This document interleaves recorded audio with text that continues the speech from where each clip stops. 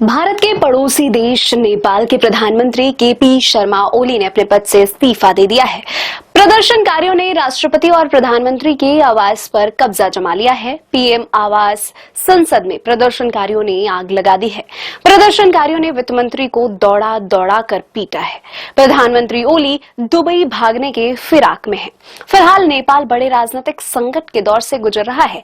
त्रिभुवन हवाई अड्डे पर उड़ानें रद्द कर दी गई हैं।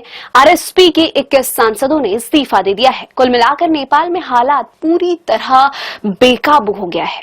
72 वर्षीय ओली वर्तमान हालातों में अपनी सत्ता नहीं बचा पाए।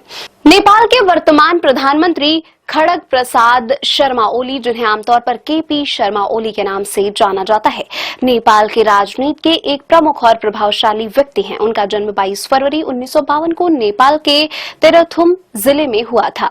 ओली ने अपने राजनीतिक जीवन की शुरुआत कम उम्र में ही कर दी थी और वे धीरे धीरे नेपाल की कम्युनिस्ट राजनीति में एक महत्वपूर्ण नेता बन गए। ओली की राजनीतिक यात्रा की शुरुआत छात्र आंदोलन के माध्यम से हुई। उन्होंने 1966 में नेपाल कम्युनिस्ट पार्टी की युवा शाखा में शामिल होकर राजनीति में कदम रखा। उन्होंने पंचायती राज व्यवस्था के खिलाफ कई आंदोलनों में भाग लिया, जिसके कारण उन्हें कई बार जेल भी जाना पड़ा।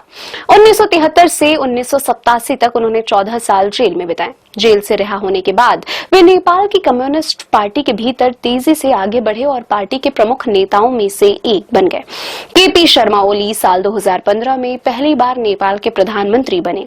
उस समय नेपाल में विनाशकारी भूकंप के बाद पुनर्निर्माण का काम चल रहा था। उनका दूसरा कार्यकाल 2018 में शुरू हुआ, जब उनकी पार्टी नेपाल कम्युनिस्ट पार्टी और सीपीएन के बीच गठबंधन के बाद उन्हें प्रधानमंत्री बनाया गया। इस कार्यकाल में उन्होंने नेपाल में राजनीतिक स्थिरता लाने और विकास परियोजनाओं को बढ़ावा देने का प्रयास किया। हालांकि उन्हें अपनी ही पार्टी के भीतर आंतरिक कलह का सामना करना पड़ा, जिसके कारण उन्हें 2021 में उनका अपना पद छोड़ना पड़ा। 15 जुलाई 2024 को ओली ने चौथी बार नेपाल के प्रधानमंत्री के रूप में शपथ ली।